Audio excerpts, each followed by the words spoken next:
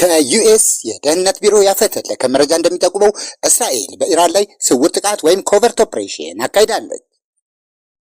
የቅርብ ጊዜ መረጃዎች እንደሚጠቁሙት እስራኤል ያካሄደችው ኮቨርት ኦፕሬሽን ችግሩን በማይናቅ ደረጃ እንዳወሳሰበው ይገልጻሉ። በተለይ እስራኤል ካላት ከባድ የስለላ የበላይነት አንጻር ብለዋል ምንጮቹ። በጥቅምት ወር 2024 ዓ.ም እንደ አውሮፓውያን አቆጣጠር ማለት ነው በመካከለኛው ምስራቅ በሚገኝ አንድ መጽሔት ላይ ተገልጾ እንደሚገኘው ከሆነ በዘመቻው እስራኤል እጅግ ውስብስብ የሆነ የተራቀቀ ቴክኖሎጂያዊ ድሮንን በጥቅም ላይ ያውላለች።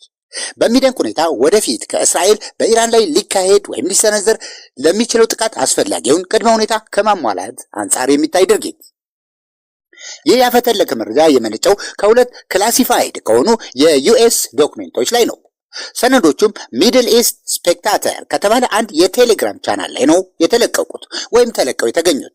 ይህን የቴሌግራም ቻናል መረጃም የፔንታጎን መስሪያ ቤት እውነትነቱን ማረጋገጫ ሰጥቶበታል ወይም አውተንቲኬት አድርጎታል። ናሽናል ጂኦ ስፔሻል ኢንተለጀንስ ኤጀንሲ ወይም በምህጻረ ቃል NGOSEA በተባለው ተቋም የተለቀቁት እነዚህ ዶክሜንቶችም ስለ እስራኤል አደገኛ ወታደራዊ ዝግጅትና መሰናዶ የሚገልጽ ነገር ይዟል።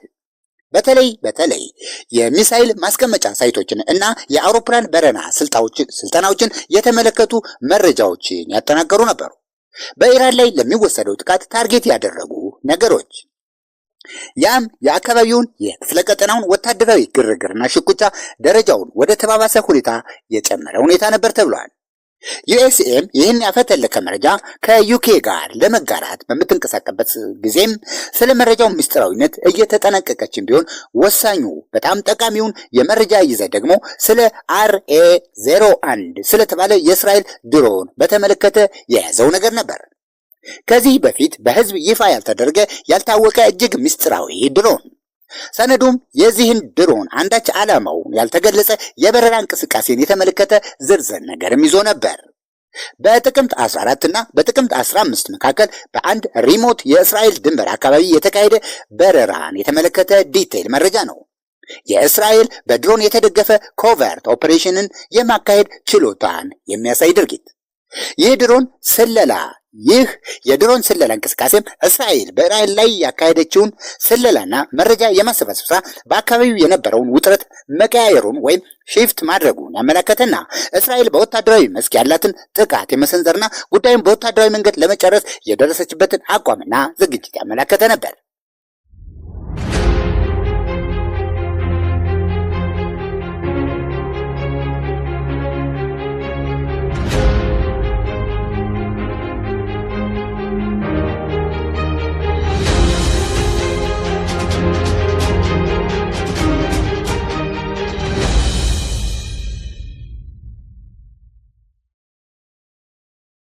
እስራኤል ለረጅም ዓመታት ያክል በድሮን ቴክኖሎጂ መሪ ሆና እንደቆየች ይታወቃል።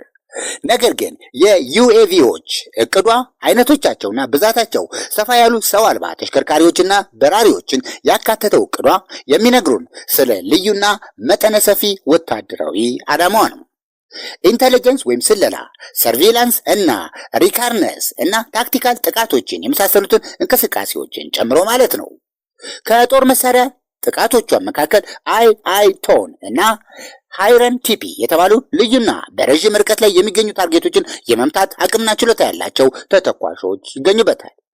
ለ30 ሰዓታት ያክል በሚቆይ አስደናቂ ማራኪ የመቋቋም ችሎታቸው ጋር አድቫንስድ የሳተላይት ኮሚኒኬሽን ችሎታቸው እና የኢንፍራሬድ ሴንሰሮቻቸው ለከፍተኛ ከፍታን ለሚጠይቁ የሬኮነሰንስ ሚሽኖች በጣም ተፈላጊ ያደርጋቸዋል። ምናልባት እስከ ኢራን ድረስ ሊዘልቅ ለሚችል ሚሽንም ጭምር። ሌላኛው በእስራኤላውያን የዩኤቪ ላንድስኬፕ ውስጥ ቁልፍ ሚና የሚጫወተው ነገር ደግሞ ኤልበልት ሲስተም በተባለው ዘዴ የተሰራው የፐርሚስ ላይን የተባለው ነው። የሃርሚስ 450 እና የቫንስ ትሚ 900 የተባሉት የሚካተተውን ማለት ነው። ሁለቱም ድሮኖች በእጅጉ በጣም ረዥም ርቀቶችን የሚያደርሱትን ችግር የመቋቋም ከፍተኛ ችሎታዎች አሏቸው።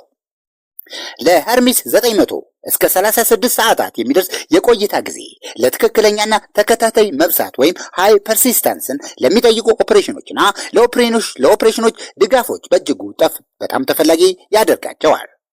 ተለዋዋጭ የጭነት ኮንፊግሬሽኖቻቸውም ለውስብስብ የሚሽን ጥያቄዎችና ቅድመ ሁኔታዎች የተለመዱ እንዲሆኑ አድርጓቸዋል።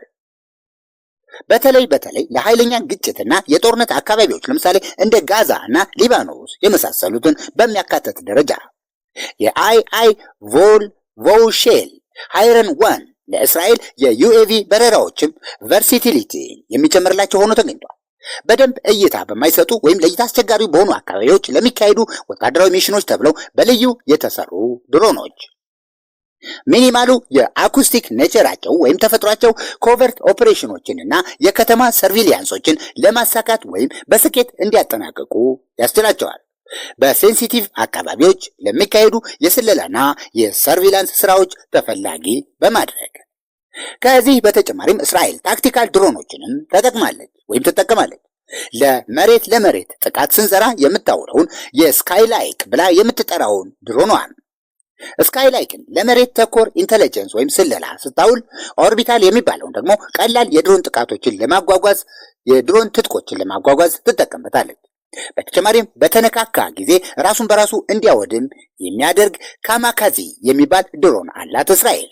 ይህን የሚያደርገው ድሮኑ ውጤታማ ከሆነ ሁኔታ ማለትም ታርጌቱን ካስወገደ በኋላ ነው። የእነዚህ የእስራኤል ዩኤቪዎች ችሎታ የእስራኤልን የኦፕሬሽን ተጣጣፊነት ብቻ አይደለም የሚያመለክቱት፣ ይልቁንም እስራኤልን በዘመናዊ ጦር ትጥቅ ረገድም ዘመናዊና የረቀቁ መሳሪያዎችን ለመታጠቅ ያላትን ቁርጠኝነትም ጭምር እንጂ። በድሮን ቴክኖሎጂ በዓለም አቀፍ ደረጃ እስራኤል ያገኘችው ስኬት ሀገሪቱን ዋና የዩኤቪዎች አቅራቢና ኤክስፖርተር እንድትሆን አድርጓታል። በተለይ በጸረ ድሮንና በጸረ ሰርቪሊያንስ ቴክኖሎጂዎች ረገድ። ይህ ሁሉ እየቀጠለ ያለ የድሮን ፈጠራ ቴክኖሎጂም የዘመናችንን ጦርነቶች ዳይናሚክስም መቀየሩን ቀጥሏል። እስራኤል በግሎባሉ መድረክ ዋና ተዋናይ በመሆን ምስጢሩና እውነታው በተገለጸ ቁጥርም የዚህ ድሮን ቴክኖሎጂ ጉዳይም በአህጉሩ አካባቢ ቫይብሬትስ ማድረጉን አላቋረጠም። እስራኤል በአካባቢው ላይ ያላትን ስትራቴጂካዊ ውሳኔና ከኢራን ጋር ባላት ግንኙነትም ላይ ተጽዕኖ በማሳደር RA-01 እና ሌሎች አድቫንስድ ዩኤቪዎች ይዛ እስራኤል ማናቸውንም አይነት ስጋቶችን ሁሉ ለመጋፈጥ ቆርጣ ተነስታለች። ምናልባትም ለዘመናት የዘለቀውን ከኢራን ጋር ያላትን ግጭት ቀጣይ ቻፕተሩን በመግለጥም ጭምር